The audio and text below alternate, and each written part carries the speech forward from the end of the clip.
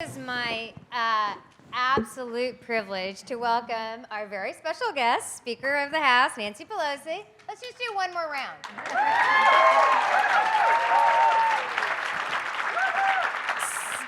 Speaker Pelosi is the highest-ranking woman to ever hold elected office in American history. And she is one of the smartest, toughest, and most effective public servants our country has ever known. This past weekend, Speaker Pelosi also received the John F. Kennedy Profile and Courage Award for her incredible record of leadership. And we're incredibly grateful to have her today. So let me start off. Some news happened today. You this morning were supposed to meet with the president on infrastructure, but that meeting didn't really happen, as I understand it, from Twitter and the news and cable. Could you tell us what happened and what your thoughts are on that meeting or lack thereof? I'm happy to convey my impression of what happened this morning, but not before I thank you, Mayor, for your incredible leadership, and Cap for ideas. That's a big word. It means so much. And some of it, but unfortunately, the difference we have between the executive and the legislative branch in our House anyway is ideas based on fact, science, truth, evidence. Did I say data? So we'll have different interpretations of what happens. But here's the thing. Let's salute Cap. Let's thank Neera Tanden for her great leadership. Thank you. Aren't you impressed with our freshman members of Congress? Aren't they fantastic? And I know you heard from Adam Schiff earlier. We're so proud of his work. I just want you to know this.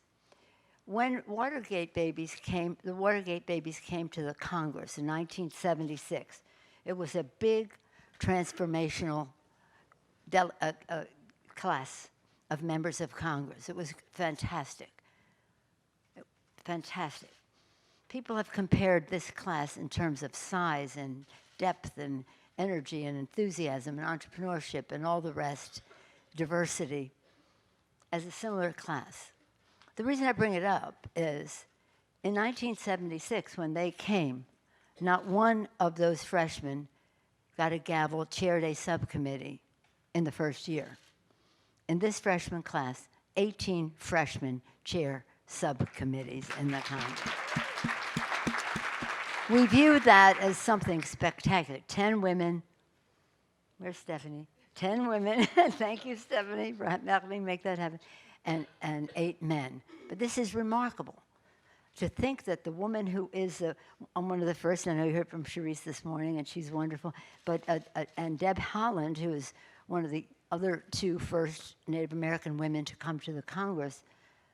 Deb Haaland is now the chair of the Natural Resources Committee Public Lands Subcommittee. That is a very big deal, and it's a very big deal in the Native American community as well.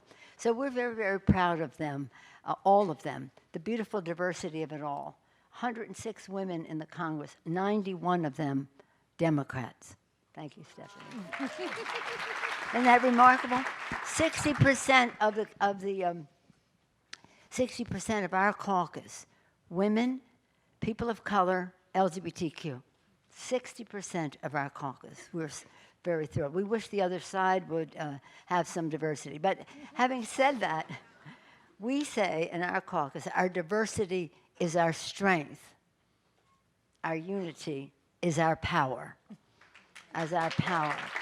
And that power is recognized, to get to your question, by this President of the United States. He knows that we will act together. Whatever our differences on one thing or another, when it comes to it, we build our consensus and we make our plan and we go forward together. So this morning we went to the White House, hopeful that the president would participate in the conversation as a follow-up to a previous conversation we had about infrastructure. We shared our priorities in a previous meeting. We came to some agreement, $2 trillion. We came to how it would be divided 80% federal, 20% local. In any event, today was the day he was supposed to tell us what he would be willing to support and pay for all of that. Instead, in an orchestrated, almost to a oh poor baby point of view, he came into the room and said that I said that he was engaged in a cover-up and he couldn't possibly engage in a conversation on infrastructure as long as we are investigating him. Now, we've been investigating him since we took the majority, so there's nothing new in that. But and then he had a press conference in the Rose Garden with all this sort of visuals that obviously were planned long before I said most currently that he was engaged in a cover-up. So it's really sad. And here's the thing, and I told this to the room when he came in and made that statement, and then he walked out, and you got the Secretary of the Treasury, you got all the this, that, and the other thing, and a distinguished group of members from the House and Senate, Democrats. Said, 200 years ago, Thomas Jefferson tasked his Secretary of the Treasury, the other one was standing right there, to develop a infrastructure initiative for America, to build into the Louisiana Purchase, the Lewis and Clark expedition. It was the Erie Canal, the Cumberland Road, all those kinds of things for America. 100 years later, Teddy Roosevelt instituted his infrastructure initiative, the National Park Service, the green infrastructure of America. And so and I said to them, and I said to the press after, we want to give this president the opportunity to do something historic for our country. While there are those in our family who think, why would you work with him if he, and basically he's saying back to me, why would I work with you if you're investigating me? But the fact is, something happened there. So I pray for him, and I pray for the United States of America. It's really, he walked away. Whether he ever intended to honor what he said before remains to be seen. But Democrats believe in building the infrastructure of our country, mass transit, roads, bridges, broadband into rural America, into underserved areas in our cities, wastewater, clean water, infrastructure of the satellites so that we can have precision farming. There's so many needs. And we thought we had some level of agreement, but you never know with this president of the United States. So that's what happened this morning. It was very, very, very strange. But the press says to me, were you surprised? And I said, I say to you, surprised? Nobody could ever be surprised at anything that happens here. So as a follow-up to that, can I just ask you, why do you think you in particular seem to have so much leverage or ability to drive Donald Trump to this level of distraction, to run out of an infrastructure meeting? He actually hasn't come up with a nickname. I mean, why do you think you have done what others haven't been able to do, which is throw him so off balance?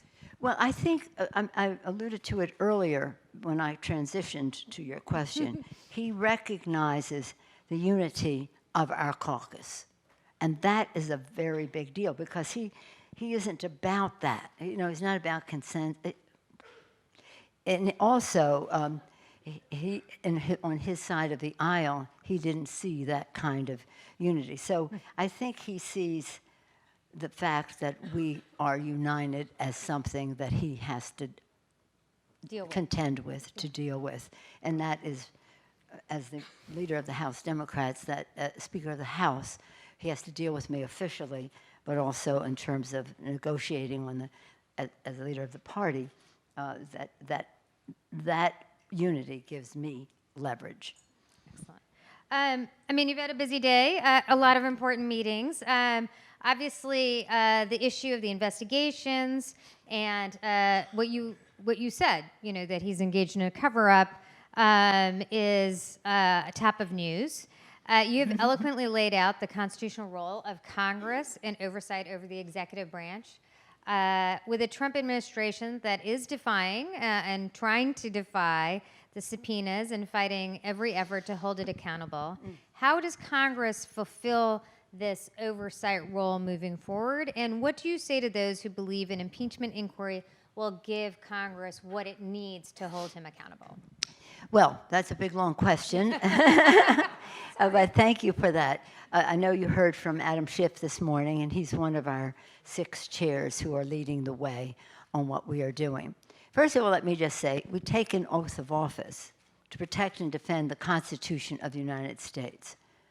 Democrats take that oath seriously, and we are committed to honoring our oath of office. I'm not sure that our Republican colleagues share that commitment, and I'm not sure that the President of the United States does too. So in light of the fact that the beauty of the Constitution is a system of checks and balances, 3 co-equal branches of government, that's what he's co-equal branches of government, a check and balance on each other. The Constitution spells out the duties of Congress, and one of them is oversight of the President of the United States. Another one of them is to impeach the President of the United States. So we have, and let me just be as brief as succinct as possible in this regard. We have 6 chairmen. You heard from Adam Schiff this morning, who's having a success with getting documents from the Justice Department by the actions the committee has taken. You have Elijah Cummings, chair of the Government Reform Committee, who had a big success this week with one of his cases, the Mazur decision, which clearly spells out that it's Congress's responsibility and right to investigate the other branches of government. He also has a good, it's not our case, but it's a case that falls in his domain, the emoluments case. That's the second committee. Third committee, you have a Financial Services Committee. Maxine Waters, the chair. Maxine has laid out an indictment, a series of questions back and forth with the administration when they kept telling her, we're not answering you because you're the minority. And now she's the chair of the committee. Today, as we sit here, we're in court in New York with the Deutsche Bank case, insisting that we get the documents from Deutsche Bank, and we think we will win that case.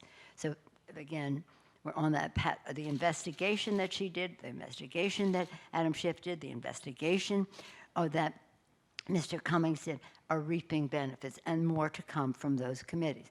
And then we have Jerry Nadler, the chair of the Judiciary Committee, which has the overarching impeachment responsibility, and what they are doing with the subpoenas, where we might go with contempt of Congress and the rest there, and that we're on the path there. But you have to, in order to have an investigation of any kind, if you want to call it impeachment or whatever, you have to have the subpoena, you have to go to court, you have to develop your case. Then we have the Richie Neal, chair of the Ways and Means Committee. The law could not be clearer. The IRS shall turn over the documents to the chairman of the Ways and Means Committee. And so we feel that we'll be in strong, that's the clearest possible case. Okay.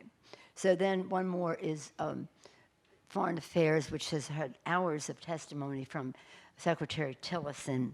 We haven't, I've been out this morning, so I haven't heard what some of the results of that are yet. But understand that, intelligence, we're getting the documents. Government reform, we've won the court case, 2 actually. Financial services, we're in court right now, and this is a very good case for us, all built on investigation. Ways and Means, and again, the Judiciary Committee. So we're very proud of the work that our leadership on those committees, the work that they have done, and they have taken us to a place where we get more information to predicate the next series of actions. But this is why I think the president was so steamed off this morning, because the fact is, in plain sight, in the public domain, this president is obstructing justice, and he's engaged in a cover-up. And that could be an impeachable offense. ignoring the subpoenas of Congress was Article 3 of the Nixon impeachment. Article 3. He did not honor the subpoenas of Congress. So it's not just the substance that we're after, we want to have to give the truth to the American people. But in striving to get that, the intervention that the obstruction that the administration is engaged in is, as they say, the cover-up is frequently worse than the crime. Very true. I think there's an interesting paradox because there's a lot of people who talk in the press about some of the issues of impeaching or not impeaching because an impeachment could cloud the agenda. And I think the paradox of that is sometimes reporters don't cover the agenda. And so that's actually happening, and these issues get much more coverage. I think when you look at the last several weeks of the new House, I think it would be just interesting to maybe talk a little bit about what has passed so far, because it's a reminder that actually the Congress has been busy passing bills. These committees are very busy, and that's extremely important. Oversight is a constitutional responsibility. But issues of concern to voters every day in their lives are also issues that are coming up. And so I'd love for you to just frame perhaps what you see as Speaker in the legislative agenda on what has been accomplished so far. Well, thank you for that question. When we ran, we promised an agenda for the people. Lower health care costs by reducing the cost of prescription drugs and strengthening the benefit to protect people with pre-existing conditions. Lower health care costs. Bigger paychecks by building the infrastructure of America in a green way, resilient and for the future. And third, cleaner government. H.R. 1, which we have passed in the House. And pieces of it, like the Voting Rights Act, will come separately, protecting of our elections, as the Congresswoman discussed earlier, coming forward. But here's the thing. We have our top 10. The first 10 pieces of legislation are the prerogative of the majority. One, for the people, passed the House. Infrastructure bill, we were working on that today. Prescription drug bill, we have passed several last week. Voting Rights Advancement Act, that's part of H.R. 1, but it has its own place because we need to build the constitutional basis stronger for it. Equality Act, we're so proud we passed that last week. Dream and Promise Act, they're marking it up in committee today. As soon as we come back, we'll pass that. Paycheck Fairness, equal pay for equal work, passed the House. Background checks on guns, common sense, gun violence prevention, background checks, passed the House. Climate Action Now, that's H.R. 9, passed the House May 2nd. The climate issue and the overarching issue of climate and the overarching issue of ending the disparity of income and equity in our country drives most of the rest of the agenda. They're all in furtherance of that. So I want you to join a club that I'm starting. It's called the Too Hot to Handle Club. Mitch McConnell has said he's the Grim Reaper. He's going to kill every bill we send over there. And we're saying to him, we have news for you. These bills are alive and well with the public. They're needed in their lives. And our hope is the outside mobilization that many of you are engaged in, the outside mobilization to say to the Senate, take up these bills. What are you afraid of? What they're afraid of is they will pass. And since they're handmaidens of the gun industry and handmaidens of the fossil fuel industry and the handmaidens of the pharmaceutical industry, they don't want any of these to pass. But again, public sentiment is everything. Abraham Lincoln. With it, you can accomplish anything. Without it, practically nothing. We're making it too hot for them to handle with our public advocacy. largely in the hands of the grassroots mobilizers in our country, which helped us save the Affordable Care Act. Yeah. I mean, we're trying to protect it in court now, but save it from them with 10,000 events around the country. So inside maneuvering, very important. Outside mobilization, essential.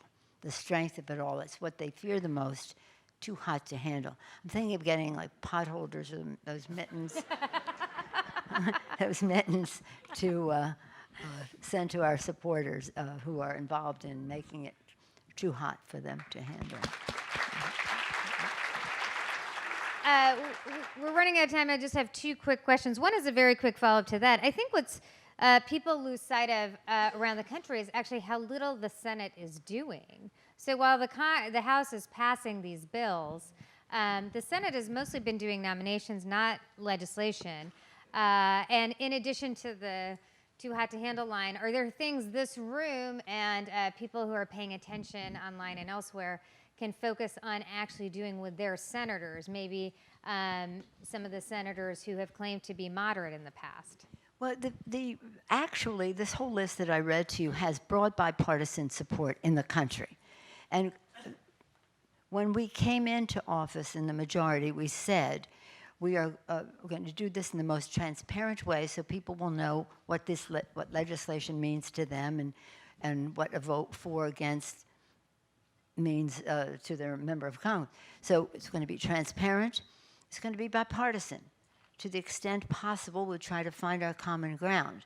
Where we can't, we stand our ground like a rock. That would be Thomas Jefferson, and we can't do that. The third is unity, e pluribus unum, from any one. So these bills are not, we didn't go picking a fight with the most contentious legislation. What we did was to say, where do we have common ground to make the biggest difference in the lives of the American people? Lower healthcare costs, lowering the cost of prescription drugs, bigger paychecks, building infrastructure, cleaner government. I'm not sure the Republicans are interested in that. But nonetheless, the American people are. And it's important to the American people because it caffeinates the other issues. Yeah. If they think big, dark money, in fact, is going to be reduced, they'll have better confidence that we can do something about gun safety or climate change against the fossil fuel industry, or the list goes on, lower prescription drug prices. So that is what we have to do as far as the Senate is concerned. And I do believe and hope that some of the senators in the states that we think we have good prospects to change their vote on this, or at least get them to vote to bring the bill up. I'm very proud of working with Chuck Schumer and Dick Durbin, the two leaders over there, and many women in the leadership over there as well. And they're relentless in pounding it away. But the press is just totally obsessed with the impeachment part of it, not obsessed enough to write the particulars of what we're doing in our committees and how important that is, but just to say, when are you going to do that? Well, if we do, if the facts take us there, that's where we have to go. It has nothing to do with politics. It's not about politics. It's not about passion or prejudice against him. It's not personal. It's about patriotism, and that the facts will take us where we need to go. To your point, I'm not sure that we get any more information by instituting an impeachment inquiry, but if we thought that we would, that's a judgment that we would have to make. So again, getting back to the Senate, I know this isn't a political event. Yes, it's technically not, actually. Well, just as a civics observation, we fully intend to retain our majority in the House, and we're on our path to do that.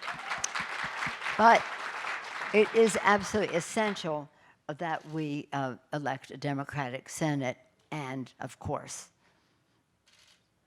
absolutely essential that we elect a Democratic President of the United States, not from partisan reasons, but just from the standpoint of the air our children breathe, climate, jobs, all the things about fairness and the rest.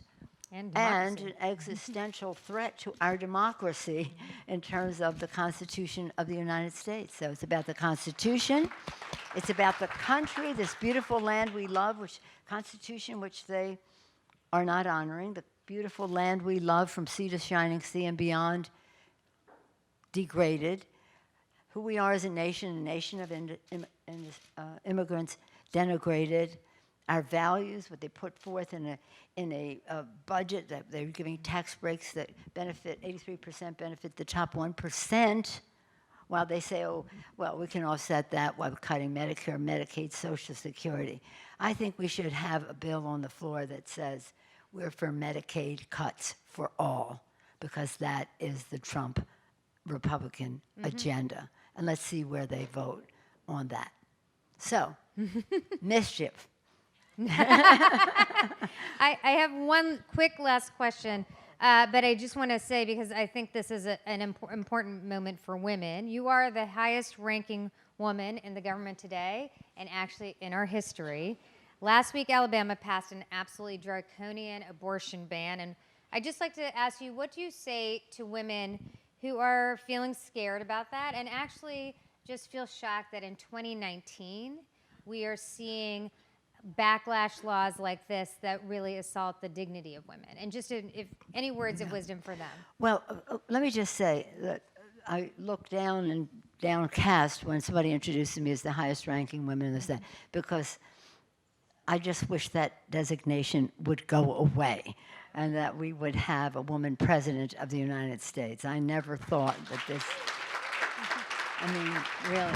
So when people say that, I know it's supposed to be like a compliment or something, but to me it's just a reminder.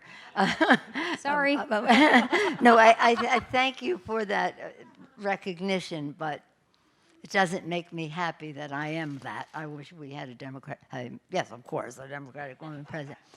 And then the issue about a woman's right to choose. Don't tell anybody I told you this. However, the reason the president is the president of the United States is because of the support that he has in certain elements of our population for the overturning Roe v. Wade. This is serious, this is dangerous, this is real. 3 years ago, next month, in June, when he was engaged in the primaries, he said he would choose his judges for the court from a certain list. That was the list that had the imprimatur of the pro-life agenda. I don't even like to give them that title, pro-life, because we're all pro-life, but they took that title. So just so they have their justices on the Supreme Court, and now they have two. Means they're happy with him. So that's where we are. That is a very dangerous place, the Supreme Court, in my view. I still am hopeful, though, that Justice Roberts might do the right thing. But the answer to every question is the same. Mobilize, mobilize, mobilize. Our whole country changed when women decided to march. That was the transformative moment. Women marched, women ran, women voted, women won, women lead. And the people have to see. Now, I'll just end with this, because for 30 years in the Congress, I have been making this case, and people didn't really believe me for the first 25, 26 years of it. This is about family planning. It's about birth control. This isn't about, they like to argue the case in some words that aren't true, but are alarming to people about abortions that must take place in the late term for the health of the mother, whatever it is, but they describe it terribly, and it has a market, and that's why they do it. But what women should know is this isn't just about that. It's about family planning and access to women's health. It's about in vitro fertilization to have babies, which the church and some of these folks strenuously object to. So I think we cannot accept,